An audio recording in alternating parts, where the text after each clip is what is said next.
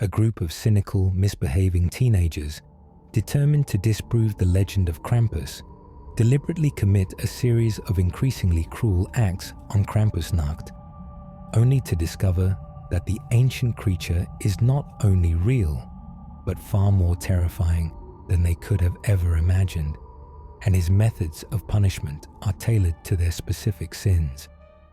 The air crackled with a preternatural chill, the kind that seeped into your bones and whispered of ancient things. It was Krampusnacht, December 5th, the night when the horned demonic counterpart to St. Nicholas stalked the streets, seeking out the wicked and the naughty. But for us, it was just another night to scoff at tradition, to thumb our noses at authority, to prove how grown-up we were.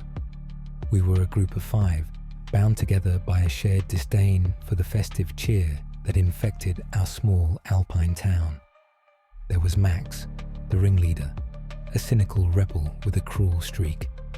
Lena, the icy beauty, who used her looks to manipulate and control.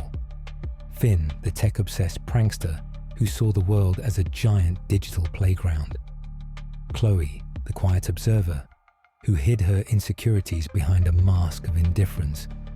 And me, Liam, the reluctant follower, caught between my desire to fit in and a nagging sense of unease. Max had hatched a plan, a Krampus challenge, he called it. We were to deliberately commit a series of increasingly nasty acts designed to attract the attention of the mythical beast. He had researched the lore, the traditions, the rituals, convinced that it was all just superstitious nonsense, a story to scare children into obedience. We all had something we wanted to do.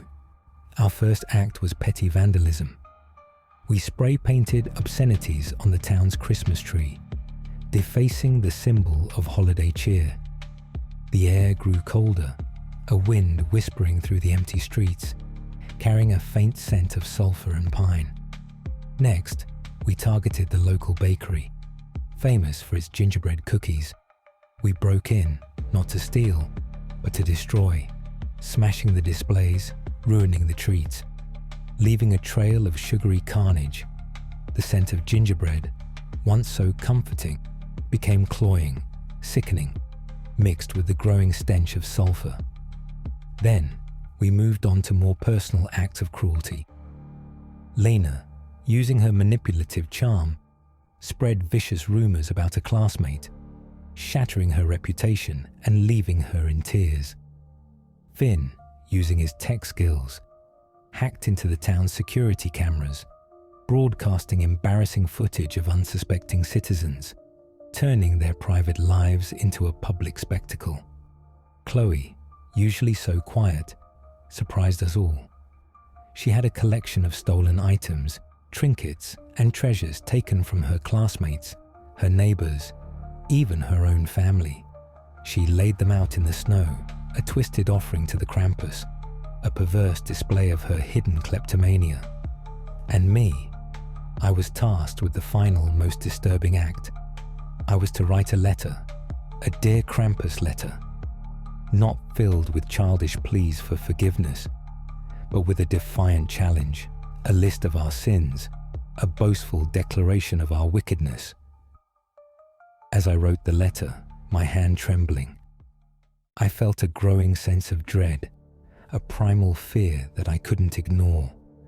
The whispers in the wind grew louder, the scent of sulfur stronger, and the air crackled with an almost palpable energy. We left the letter, along with Chloe's collection of stolen goods, at the foot of the defaced Christmas tree, a perverse offering to the mythical beast. Then we waited. At first, nothing happened.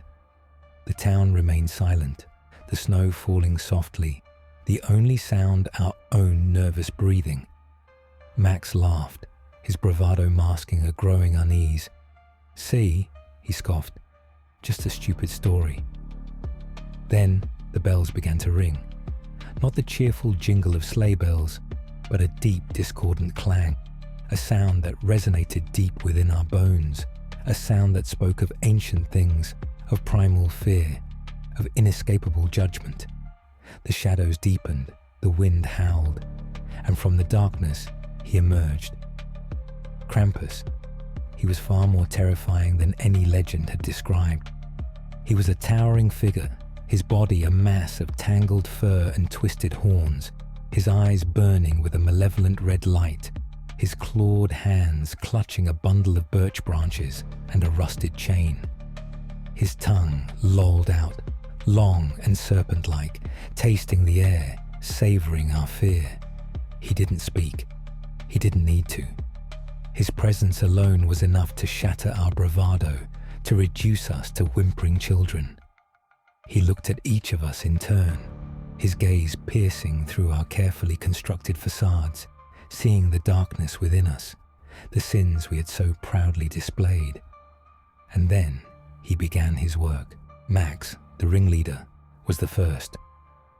Krampus seized him, his claws piercing his flesh, and dragged him towards the defaced Christmas tree. He forced Max to eat the spray paint, the toxic chemicals burning his throat, his stomach, his very soul. He was punished for his defilement, his disrespect, his cruelty. Lena, the manipulator, was next. Krampus wrapped her in his chain, each link whispering a secret, a lie, a betrayal. The chain tightened, squeezing the air from her lungs, forcing her to confront the pain she had inflicted on others. She was punished for her deceit, her manipulation, her cruelty. Finn, the tech-obsessed prankster, found his hands fused to his phone, the screen displaying a never-ending loop of the embarrassing footage he had broadcast, the faces of his victims twisting into grotesque masks of anger and shame. He was punished for his violation of privacy, his disregard for others, his cruelty. Chloe, the quiet thief, was forced to carry the weight of her stolen goods, the objects growing heavier with each passing moment, crushing her beneath the burden of her greed, her envy, her selfishness. And me, I was left for last. Krampus approached me, his burning gaze fixed on mine. He held out the letter I had written, the list of our sins, the defiant challenge. "You wish to be judged," a voice whispered, not from Krampus's mouth, but from the very air around us, a voice that echoed the ancient whispers of the wind. So be it. He didn't beat me. He didn't torture me. He did something far worse. He showed me the truth. He showed me the consequences of our actions, the ripple effect of our cruelty, the pain we had inflicted on others. He showed me the emptiness of our lives, the hollowness of our rebellion, the futility of our defiance. He showed me the darkness within myself, the potential for evil that lurked beneath the surface, the monster I could become. And then he left me. He left me with the knowledge, with the guilt, with the chilling realization that the greatest punishment was not physical pain, but the awareness of my own wickedness, the burden of my own sins. The other members of my group were gone, taken. I don't know where, I don't know to what fate, but I know that I am alone, forever haunted by the memory of Krampusnacht, by the chilling echo of the bells, by the knowledge that I had been judged and found wanting. The snow continues to fall, the wind continues to whisper, and the scent of sulfur and pine lingers in the air. And sometimes, late at night, when the shadows deepen and the silence grows heavy, I can still hear the bells, a chilling reminder that Krampus is always watching, always judging, and that the list of shadows is never truly empty. He's always there, waiting, and he knows what I did.